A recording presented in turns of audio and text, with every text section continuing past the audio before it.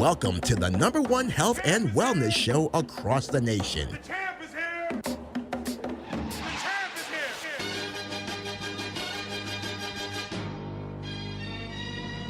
Get ready to tap into the best fitness, nutrition, and lifestyle advice right at the palm of your hands. Tune in to powerful interviews that uncover key components to conquer the mind, body, and soul. Unlocking your greatest potential. It's the Fight for Your Life Health and Wellness Show, right now on AM 1340 and 96.9 FM, Fox Sports Radio. Here's your host, Jessica Lane. Hi guys, welcome to the Fight for Your Life Health and Wellness Show on Fox Sports Radio. Today I am super excited for who I will be interviewing. Her name is Miss Lita Lewis. And for those that don't know, she is a fitness influencer, but something that really stood out to me about Lita is the fact that, you know, she is trying to change the fitness myth and the myth that women have to subscribe to a social standard of fitness and of beauty. And that's actually going to get us right into our topic for today. The topic for today is the beauty trap, breaking societal norms and not subscribing to the standards of fitness. How are you today, Lita? I'm doing so well, thank you. So I'm going to warm up just a little bit. So if you had to describe Lita in one word, like if you had to just say, I'm going to describe myself in one word, what would that one word be and why?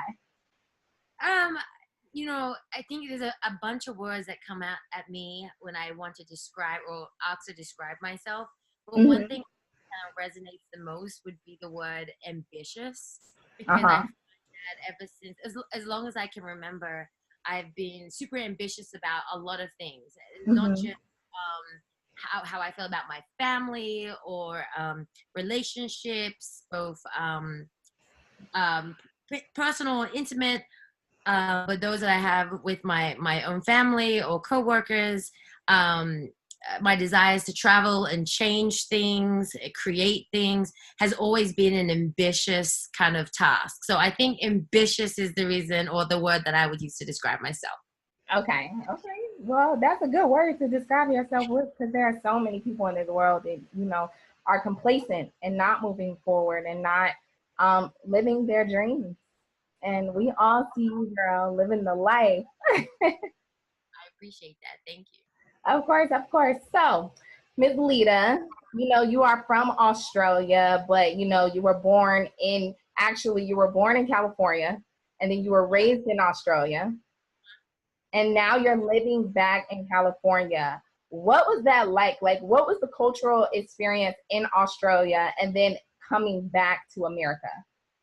Yeah, it's funny. My parents always say that I've come full circle because, as you just mentioned, I was born in LA, where I reside. But my parents moved to Australia when I think before I turned 2. So I was pretty much raised in Australia. And then at the tender age of 23, I decided to move to New York City on my own. And I did that and lived there for almost 10 years before I moved to LA. So I kind of did this big little circle around the world and ended up where I was actually born. How was it like? It's funny. I don't have anything else to compare it to outside of it just being my reality in my life. But now that I've lived my majority of my adult life in the States, in comparison to my upbringing, I mean, it's almost night and day. The comparisons are very vast, but both of which have been truly amazing building blocks to who I am as a person, who I am as a woman today.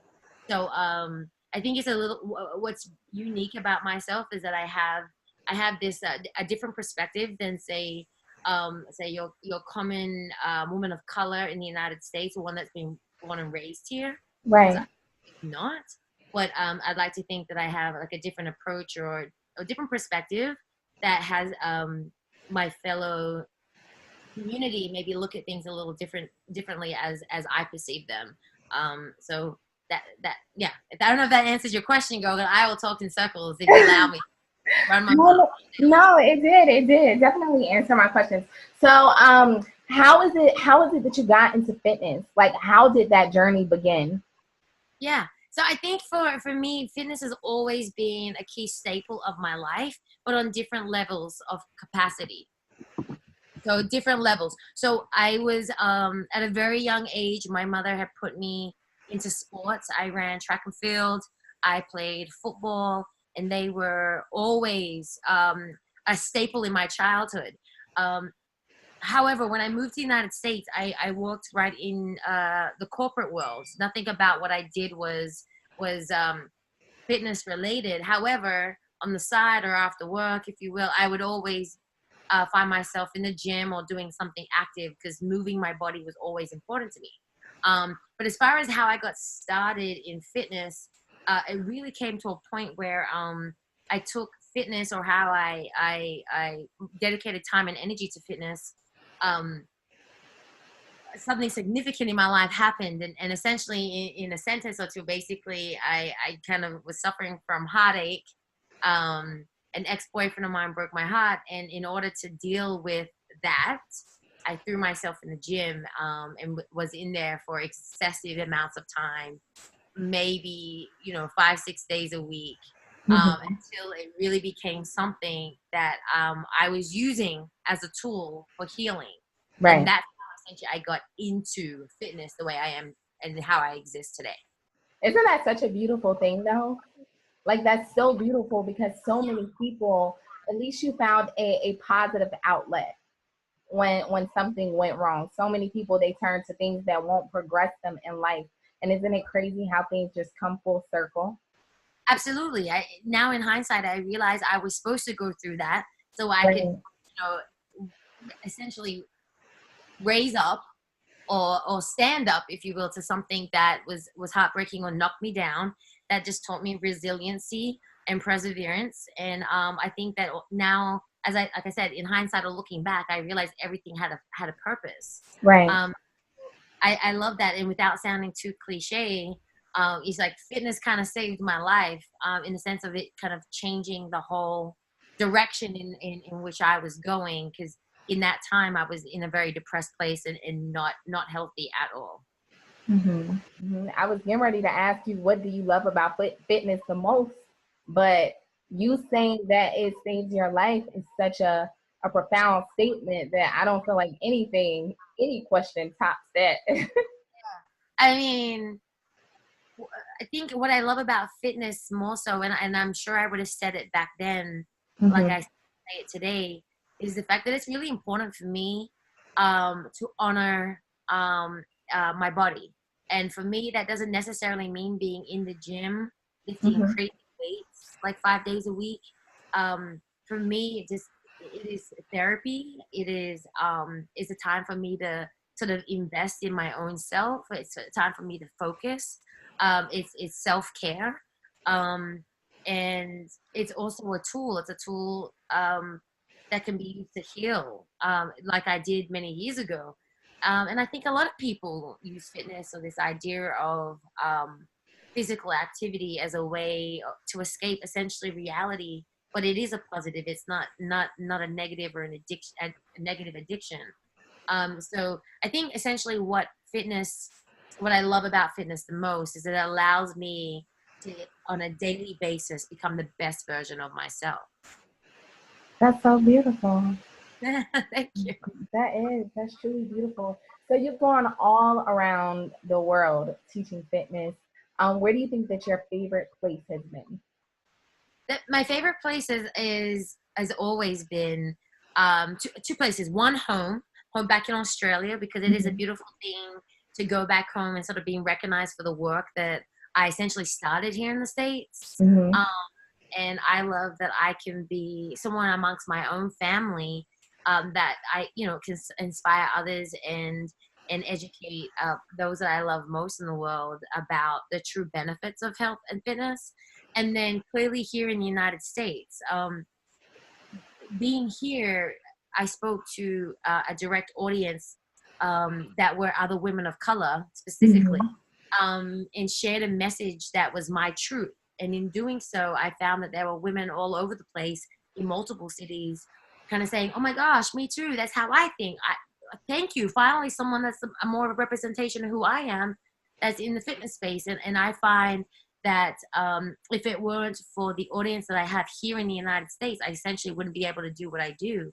So, bringing fitness, being a voice of fitness, being a voice for women's health here in the United States has definitely been a key staple to my growth and my business. And then I suppose if I was to choose a city in which is one of my favorite places, especially to run camp, that would be Brooklyn, New York, because that's where it all began.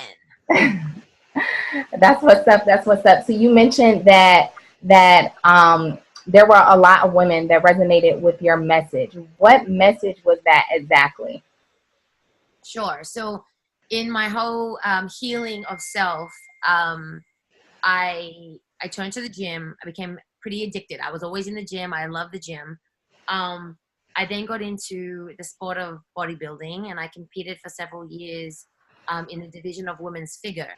So after competing, I found my body yo-yoing. Like I went all the way down to 9% body fat, which is crazy now that I think about it, because I couldn't even imagine being at 14 or 15 these days. But 9% body fat. I carried a very lean body. In my mind, I was strong and I was agile. But then when I stopped the dieting and the intense workouts, my body decided to become what it naturally is. Right.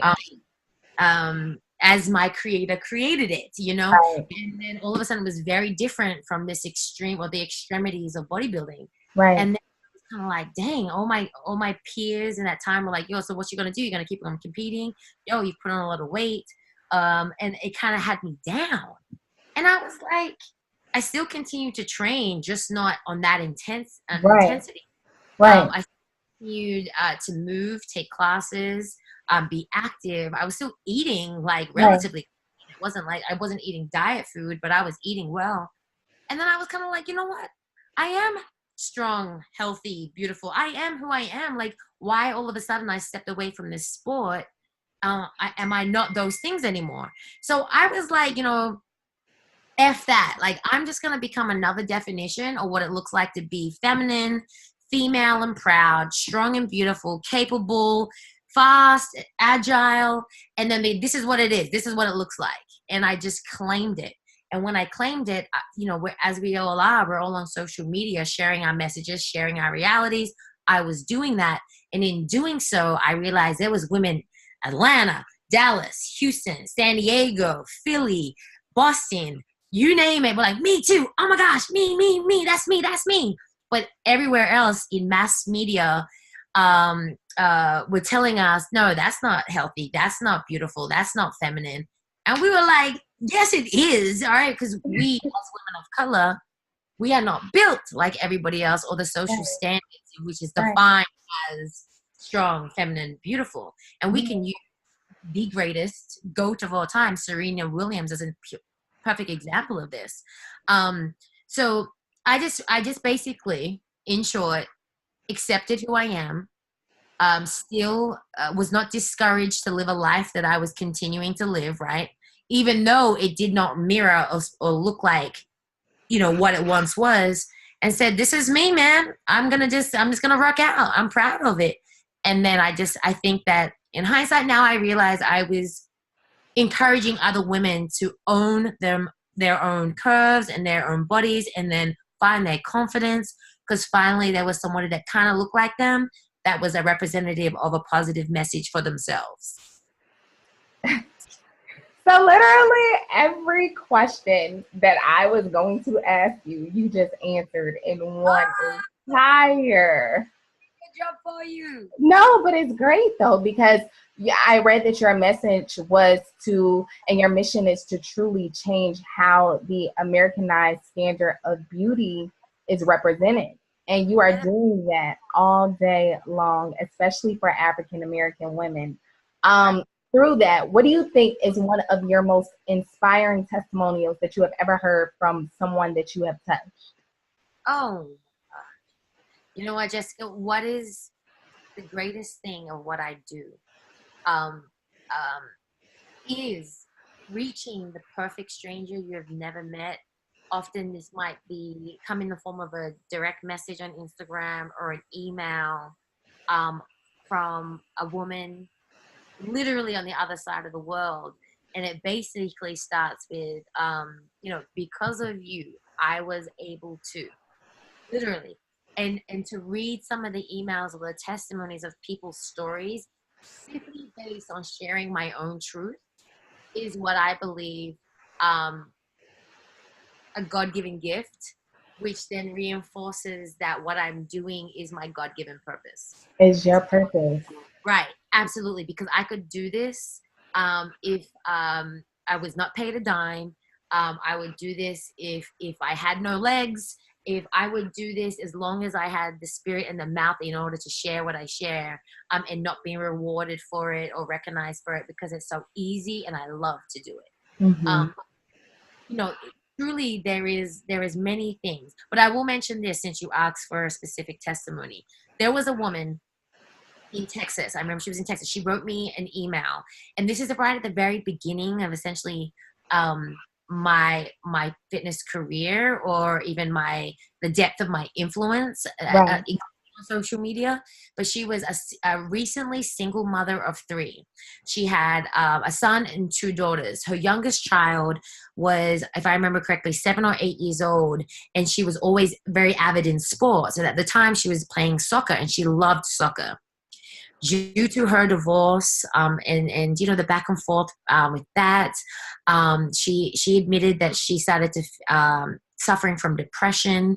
She was always an active mom. That stopped. She was always pretty conscious about the type of food she was cooking for her children. She says that stopped. A lot of it was fast food.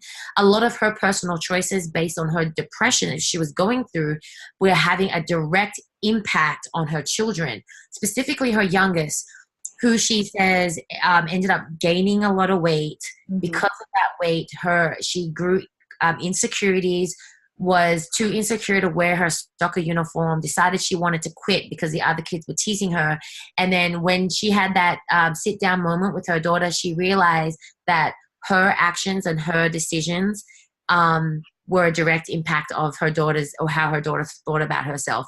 And she said when she started following me, she said that she was encouraged to change her mindset, to start making better decisions, not just for her children, but for herself, because she realized she was the martyr, that everything that she did Right. was her children were watching, listening, and following.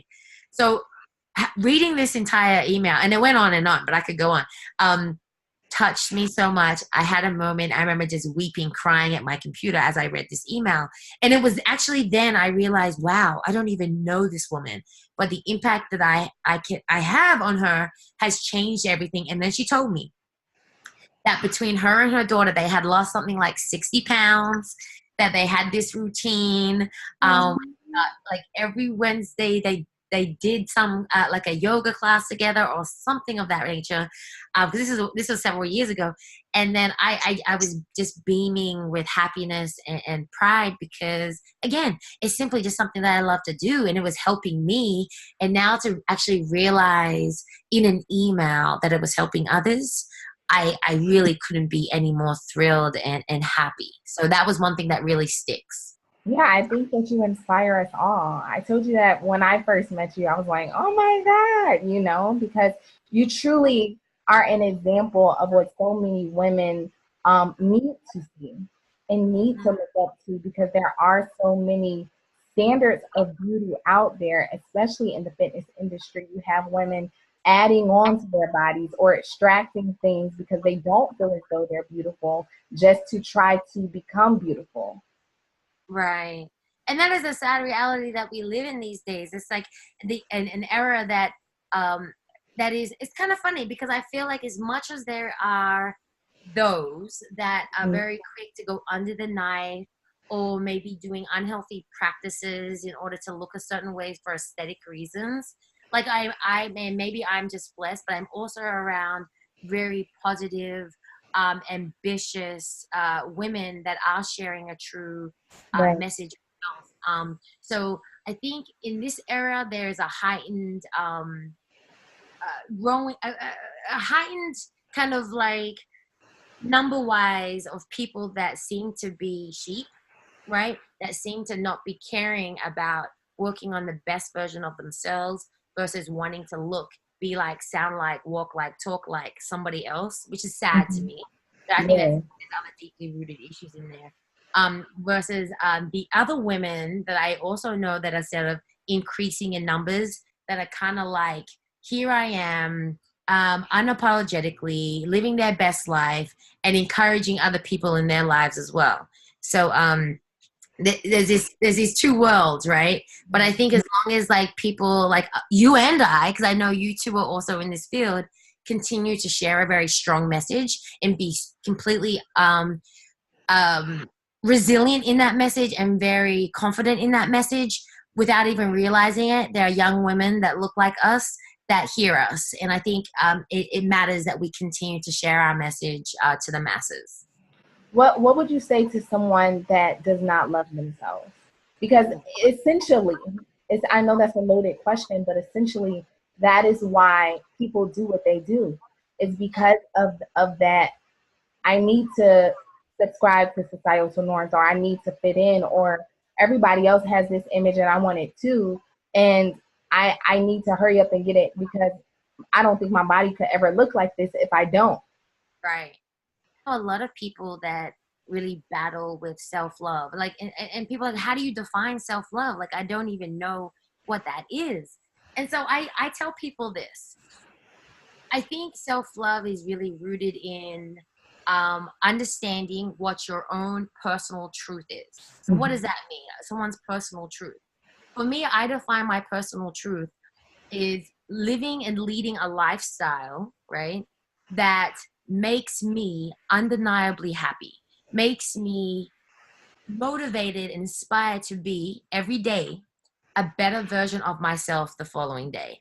That is my truth. My truth is pure, and it is wrapped in happiness and love. So when in answering or when asking somebody, why don't you love yourself, we need to understand one's whole history to understand how they got to a point where there is no love. Because I think as children, we care about, we love ourselves, and it is something that happens throughout life that deteriorates, and we as adults are not often reminded that there are plenty of reasons to love ourselves. There are plenty of blessings that our life entails that we tend to neglect. Okay, so lastly, because we're going to wrap this up just a bit. So, is there anything that you would like to leave for Fight for Your Life viewers? Yeah.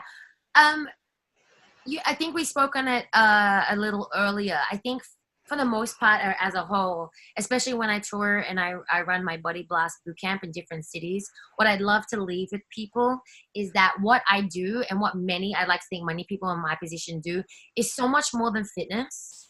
It's way more than fitness. I tell people this all the time when they come to see me or come work out with me, is that I understand and recognize that you could be anywhere, working out with anyone given any time, but for whatever reason, you're here with me today, just as you are listening to this today. So it is more than movement. It is more than fitness. What I think this brings, or at least my intentions is bringing a community of people, specifically women, because that's who I speak to, and bringing them together and understanding that we are all sisters. This is all love. And whether or not you're a fitness enthusiast, or you're an entrepreneur, or you're a dedicated nurse, or whatever field you're in, we have to recognize each other as pure love and want to help each other. Because fitness is working on the physical body. I also like to speak to mental, spiritual, and emotional health. So I tell people this: unity, sisterhood, and unity. If we could all bring this together and understand, recognize each other as ourselves, I think that would make for a better world. And as Gandhi always says, just be the change you want to see in the world. I try to move like that. So whether or not I'm doing fitness, or tomorrow I just decide to change my career up and decide I want to inspire the world by being an art teacher, it doesn't matter. It's always about community, sisterhood, and unity that's going to make us better and make other generations behind us better. Right, absolutely, 100%. I mean, I'm always trying. Listen, I have a great community, and bringing value to that community is always important to me. Right now, I always, every year around spring and summer, I tour with my Body Blast Bootcamp, hitting various cities. Whenever I'm promoting those, I'll use social media, and everything will be on my website. I also run an annual retreat. That's a destination retreat. This year in Negril, Jamaica, which I'm super excited about. And these retreats are curated by myself, and it's not just workouts and physical movement. We also do yoga, meditation, and we have open discussions so where we can really bounce ideas and trials and tribulations and triumphs with one another, which are one of my favorite things to do. I'm also usually a part of different conventions, fit expos that are always on my calendar. Again, those things can always be found on my website also. So there's always a gamut of things going on, and it's usually me just promoting or advertising these things, or where I'm going to be in whatever city, on my website or on social media as well. Right. So make sure you let me know whenever this retreat is, so I can let our listeners know, just so that we can come out, because it's such a powerful thing that you're doing, especially for women. And there's so many people that need more of it and need to be part of that community. Thank you. I shall let you know. I mean, Jamaica is kind of wrapping up, but next year we plan on going to Costa Rica, and I cannot wait because I've been there before and it was amazing. So What's the dates of Jamaica? Pardon me? What are the dates of Jamaica? Jamaica is November 29th to December 3rd. Oh, that is right around the corner. It is around the corner. It's time flies. I started planning this back in like February, so it's insane. It's around the corner now. Time does fly. Okay, well, make sure you let me know about Costa Rica, because we're going to make that happen. Yes. Okay. Sounds good, girl. Yes. All right. Well, thank you so much, Lita. Thank you so much enjoyed you today. Yes, such a pleasure. Absolutely. Thank you so much. Absolutely.